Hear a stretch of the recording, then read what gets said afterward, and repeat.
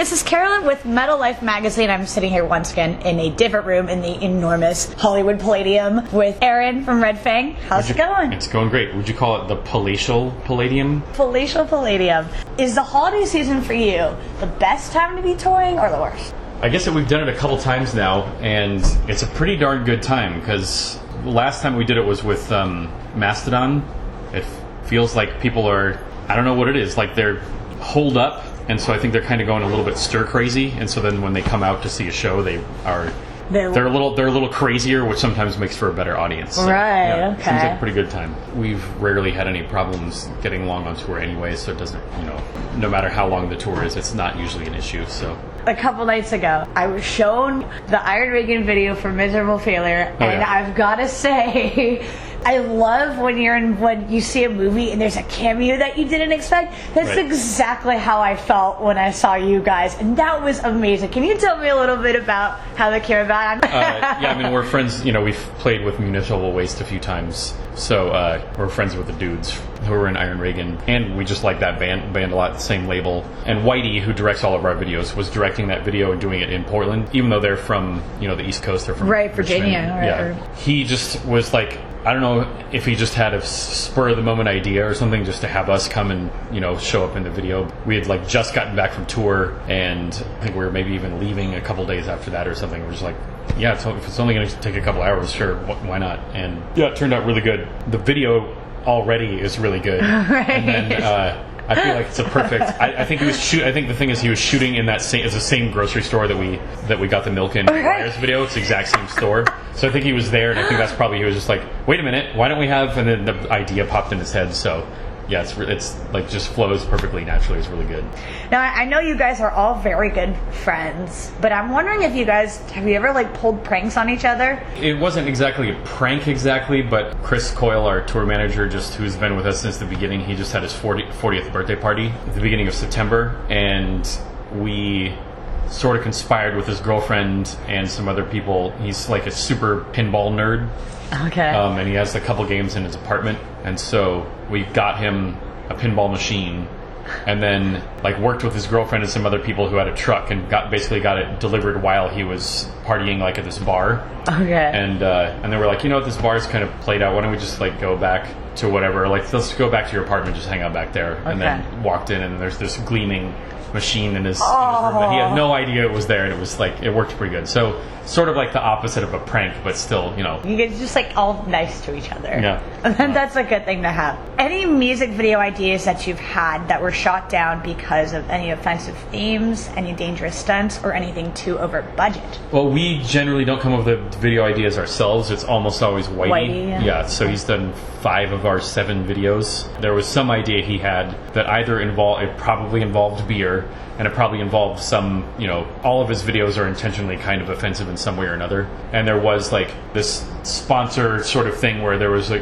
company that was maybe going to pay to give us a budget to do a video for a series that they were doing. Okay. And we were like, well, we only work with Whitey, and he sent them all of his treatments, and they were like, well, we can't do any of those. Or I think they sent back revisions, and it was like, if you take this out and take this out and take this out, then sounds great. And he was like, okay, well, forget it then. We're not. He just was like, I'm not going to work with them. And then we said, all right, fine, then we won't either. A lot of you guys have short hair, not the long loxy picture the big death metal guys having or whatever. Have you ever gotten picked on for that stigma, or is it something that you think is improving, that guys with short hair can play metal too? Or I had short hair when the band started, and then I grew my hair long because honestly it was because I was self-conscious on stage, so I just wanted to hide behind my hair. But then I kind of got sick of it. It's just a pain in the ass to have really long hair. Right. So the only time that I ever got crap was after I cut my hair off. People were like, oh man, why'd you cut your hair? And then I just explained why, and they were like, oh, okay. I think hopefully people aren't shallow enough to judge the music just based on what somebody's haircut is or whatever. Right. Although, to be fair, I do that all the time. So, you know what I mean? If a person's haircut is stupid enough, then I will generally, it's going to be harder for me to get into their music, but I'll still give it a try, It's just something that I can't really bother myself with too much. I just like having short hair better than long hair, and so if that's a problem for some people, if people don't want to listen to my band because of it, there's nothing I can do Hey, about it. fuck right off, right? Yeah. You could perform in that shirt with a kitty pouncing on a butterfly, and no one has the right to judge your music. I'm This already is wearing great. it, so the chances that I'm going to take it off to put another shirt on are pretty low. I found a common thread in this tour, and that's, at least with your most recent release, Whales and Leeches, and then with Opeth's Pale Communion and In Flames Siren Charms, as much as there have been a load of positive reviews, there have been a lot of people who haven't really hesitated to be critical of the albums. Yeah. So I'm wondering, for you, like, have you found that that's something you've had to deal with, and that people just aren't really coping with change there, because it's all about, we want the old Opeth back, we want the old In Flames back, we want the old Red Fang back, you know? I mean, which isn't even that old. Right. It's like, what, 4 or 5 years, something like that? Yeah, well, we've been a band for almost 10 years, but our first record didn't really come out till 2009, so... Okay, so what do you say to people who are like, we want your old sound back, we don't like change? I don't really say anything, because it's an opinion, and so they're right, you know? Like, if they don't like what our new record sounds like, then you know, we did make a mistake as far as their world or whatever. But we just have to do what feels right to us. And so we're not trying to just like duplicate our old records over and over again. If another record comes out that sounds like more like our first record or our second one, then that's just like the mood that we were in. Right. And so that's fine. You know, I was a big fan when I was in high school of a band called Bad Religion. Oh, And so good. I think I had like 6 of their albums or something. And one day I was clicking through all the tracks, and I realized that every single song starts exactly the same way. And it's like, they basically they just rewrote one song about, you know, like 50 times or whatever. Maybe they had 3 songs, but generally it was 1 or 2 that they just kept rewriting. But I still loved it. But that's not where we're coming from. We're listening to so many different things, and we don't have like a mission statement or a focus to the band, as far as like, we're not trying to do one specific musical style or anything. And so one album to the next they're just going to sound different. You know, you're going to lose some people along the way, and you're going to gain some people along the way, and that's just the way it works. So yeah, I've seen you guys sport everything from Slayer to Indian handcrafts. So it's like, you know what I mean? And I think sometimes metalheads, more than a lot of music fans, are prone to really sticking with that genre, and once they have a sound in their head, like that being metal. But metal is still a music genre, if that makes sense, you know? Yeah, well, there's so many subgenres, just like there are in anything, and I think it's pretty interesting. I actually just did a review for this website called The Talk House of this Take That album, who I'd never heard of, but they're like a huge boy band from the UK from like the early 90s. And the editor was asking me this thing about like, people are going to wonder how you, like a metalhead guy, could write a review of a pop album. I was thinking about it, and fans get really caught up in just their specific, like the one little tiny genre that they're into, and then they won't listen to anything else. And it's like, metalhead people are like, I'm into Swedish death, something black, whatever. Black and death. Yeah, exactly. Like, they only listen to that, and anything else is false metal or whatever. And then similarly, a lot of metal genres are impenetrable from the outside. So like, fans of rock or pop or whatever are like, I like all kinds of music except for metal. But then it turns out that most musicians that I've encountered who are in metal bands, almost all of them listen to a huge, like, they'll listen to everything from black and death metal to, you know, like Queens of the Stone Age to fucking like Justin Timberlake or what. Like, it's a much broader spectrum than a lot of fans really like to identify with a little tribe or something. But I think a lot of times the musicians, they just draw inspiration from all kinds of things. So that's a really interesting point. Talking about your album Whales and Leeches, what was the most daring risk musically that you took on the album? Something that you didn't think would work, or that you had doubts about that ended up working well?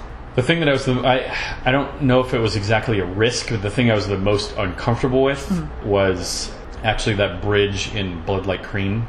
Because that was, I came up with the musical part, the instrumental part of it, and then we knew there had to be vocals on that part, and I just sort of like rattled off some lyrics and just did it like, okay, I'm just going to do this just for a placeholder. I'm just going to throw this track, you know, just this vocal take down just to hold the place. And then we'll come up with the real vocals later. And then it ended up sticking because it just started getting kind of like stuck in our heads or whatever. And I was like, I don't know if that's really, I feel comfortable singing that part. I don't know if it's really my style, but you know, I think it works. It was just at the time I felt a little bit weird about it. And that song's one of my favorites of yours, period. I think that song works so well. I would have even noticed that. That's often the case with the songs that feel the most outside of your comfort zone or whatever, are the ones where you're actually like kind of pushing the boundaries, those are the ones that are going to stand out a little bit more. So it makes sense that that's the one that was most uncomfortable for me, and the one that, you know, that would stand out the most for you. Not to sidetrack, but a lot of the negative reviews I saw when people didn't like Blood Like Cream is they didn't like the cut it up, turn it up, turn it